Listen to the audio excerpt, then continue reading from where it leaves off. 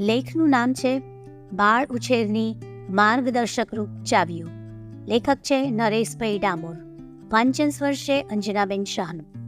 બાળક એ ઈશ્વરે આપણને આપેલી એક અમૂલ્ય ભેટ છે. આ બાળક એ આપણા દેશનું ભવિષ્ય છે.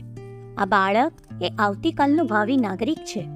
જો બાળકનું ઘડતર, ચણતર અને ભણતર યોગ્ય દિશામાં થયેલું હશે તો આપણો દેશ સાચી દિશામાં ચાલશે.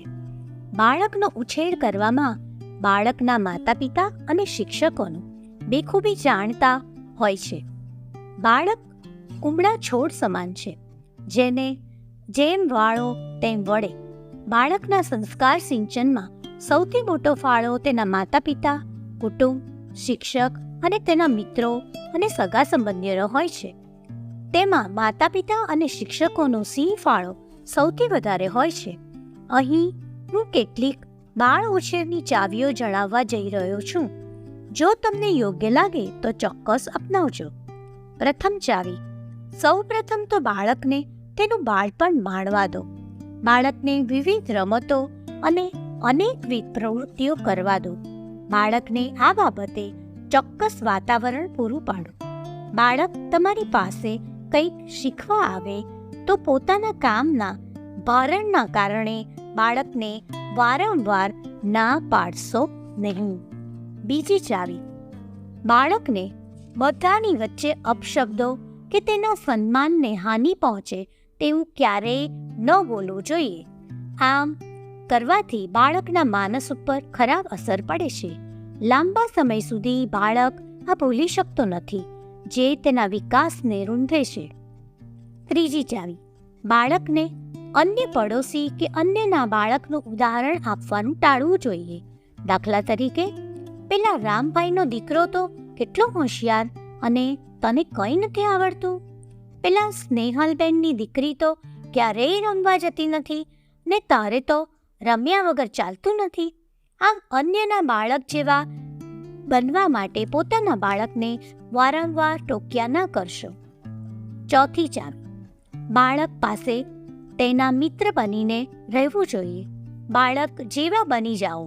અમુક વાર બાળકને ઘરમાં પપ્પાનો હંમેશા ડર લાગતો હોય છે, અથવા મમ્મી બોલશે કે લડશે તેવું વારંવાર લાગ્યા કરતું હોય છે. તેવું ન થાય તે બાબતે હંમેશા સજાગ રહો. પાંચમી ચાવી. બાળકને પ્રેમ અને સહવાસ આપો. બાળકનું કોઈ કામ ન કરવા પાછળના કારણો જાણવાની કોશિશ કરો.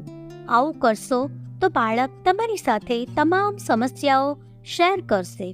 તમે સહવાસ આપશો તો બાળક તમને પોતાની નાની નાની સમસ્યાઓ પણ જણાવી દેશે, જે તેના વિકાસને રૂંધતી બાબતો દૂર કરવા માટે ખૂબ ઉપયોગી થઈ પડશે. પાંચમી ચાવી. અમુકવાર બાળકો મોબાઈલમાં એટલા બધા ટેવાયેલા હોય છે કે પપ્પા કે મમ્મી આખો દિવસ કાર્ય કરીને ઘરે આવે તોય બાળકને પપ્પા કે મમ્મીને આવવાની ખુશી થતી નથી. ઉપરથી તેઓ મમ્મી કે પપ્પા ક્યારે જશે અને મોબાઈલ વાપરવા મળે તેવું વિચારતા હોય છે. એટલે મોબાઈલ બાળકને આપવાની ટેવ ના પાડો. તેથી આપણે પણ કામ સિવાય મોબાઈલ વાપરવાનો છોડી બાળકની અનેકવિધ સપ્તરંગી પ્રવૃત્તિઓ કરાવીએ, જેથી મોબાઈલ વાપરવાનું ધીમે ધીમે બંધ થઈ જશે. સાતમી ચાવી. બાળકને સમય આપો. હંમેશા આપણે ગમે તેટલો સમય કામ કરતા હોઈએ, પણ બાળક માટે ચોક્કસ સમય ફાળવવો જોઈએ. બાળક સાથે રમતો રમો, તેની સાથે સમય પસાર કરો.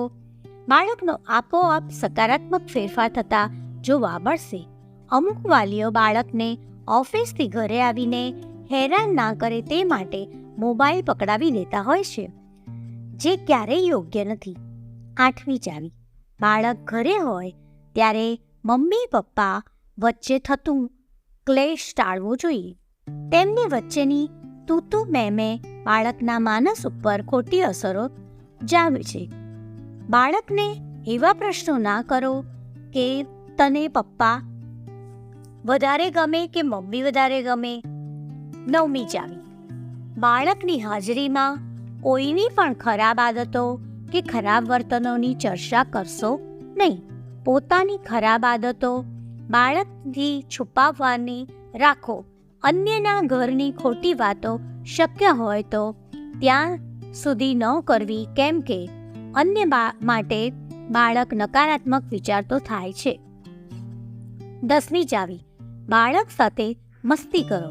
બાળકને કલરવ કરાવો, બાળકને હસાવો, બાળકને રમતો રમાડો, બાળક જેવા બની જાઓ, બાળકને આનંદ કિલ્લોલ કરાવો.